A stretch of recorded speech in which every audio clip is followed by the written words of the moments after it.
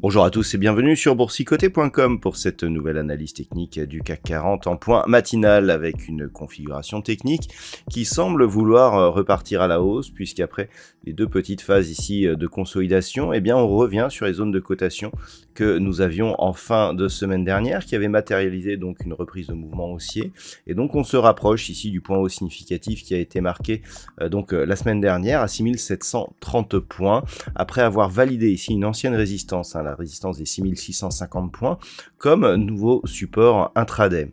Du point de vue des indicateurs techniques, eh bien, nous sommes dans une configuration qui reste baissière. On a les histogrammes ici du MACD qui continuent à évoluer d'une manière négative, donc on est toujours sur un signal de perte de dynamique. Au niveau du RSI, on revient ici à la limite de la zone de surachat, donc c'est assez partagé en termes de configuration. On voit que les éléments techniques hésitent entre la perte de dynamique et finalement la reprise. Donc, ce qu'il va falloir surveiller aujourd'hui, eh bien, c'est un éventuel retour ici au-delà de cette zone des 6730 points. On peut noter d'ailleurs que ce matin, nous avons ouvert sur un gap haussier par rapport à une phase de consolidation et par rapport au gap de rupture que nous avions eu lundi, eh bien, on est quelque part sur un changement de sens et par rapport justement à cette configuration, si on revient ici sur la zone des 6730 points et que l'on dépasse cette zone, eh bien on réimpulsera un nouveau mouvement avec comme objectif toujours la zone ici des 6751 points. Alors la configuration macroéconomique reste toujours identique.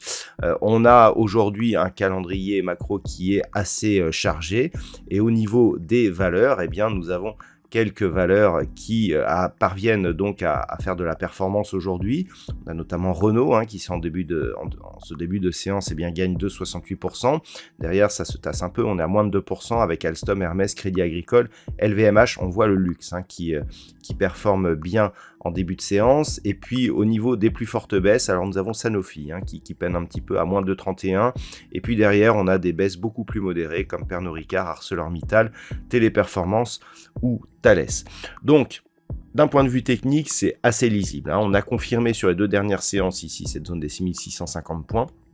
Tant que l'on reste au-dessus, la perspective redevient haussière avec donc un point à surveiller ici à 6730 puis 6751 si les cours venaient à consolider. Là, on est sur une vue daily. Si on passe en vue intraday, eh bien, on voit ici que le support de la zone des 6650 points a été secondé par cette moyenne mobile 20 exponentielle. Alors certes, elle est sous sa moyenne mobile arithmétique, mais on voit bien ici qu'elle a plutôt servi de support à la dynamique. La bougie qui s'inscrit aujourd'hui, on a marqué un gap haussier, le gap a été comblé et pour l'instant, eh bien cette zone ici en intraday que l'on pourrait matérialiser ici aux alentours des 6690 points, tant qu'elle tient aujourd'hui, eh bien on peut continuer à regarder vers le haut. Objectif donc ces deux zones de résistance.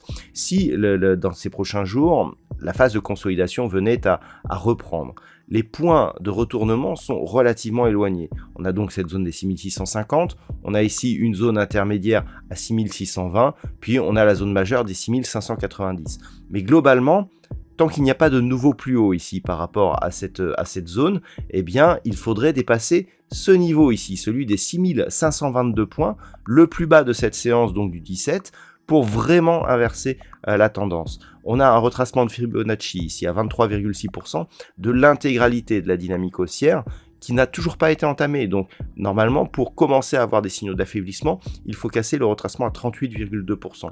Donc malgré le petit signal que l'on a eu, eh bien on est encore sur une tendance, sur un fond de tendance qui reste solide. On peut continuer à regarder vers le haut et à viser un retour ici sur cette zone des 6750 points. Voilà ce que l'on peut dire d'un point de vue technique sur cette configuration. D'un point de vue macroéconomique, donc la journée sera assez chargée. Donc on a eu le PMI manufacturier en Chine qui a été dévoilé, qui était donc inférieur aux attentes. Ce matin en Europe, eh bien, nous aurons les chiffres du chômage en Allemagne qui seront donnés à 9h55. Et puis on aura aussi les chiffres de l'inflation dans la zone euro qui seront donnés à 11h. Du côté des États-Unis, nous aurons à 14h15 les chiffres de création d'emplois non agricoles ADP. Ces chiffres mensuels préfigurent en général le NFP qui sera donné vendredi. Nous aurons un autre chiffre important, le PIB trimestriel qui sera dévoilé, lui, à 14h30. Et puis, nous aurons le rapport Jolst à 16h, les promesses de vente de logements à 16h aussi et les stocks de pétrole brut à 16h30. Et enfin, pour finir la journée, nous aurons une intervention de Jérôme Powell, donc le président de la Fed, à 19h30, donc une journée assez dense, qui permettra peut-être d'affirmer justement la tendance technique que nous avons actuellement. Voilà ce que l'on peut dire donc sur cette configuration. Je vous souhaite de passer une très bonne séance. Je vous rappelle notre rendez-vous sur BFM Business à 10h30 et 11h30. Bonne séance à tous et sinon, à ce soir pour toutes les autres analyses techniques du site boursicoté.com.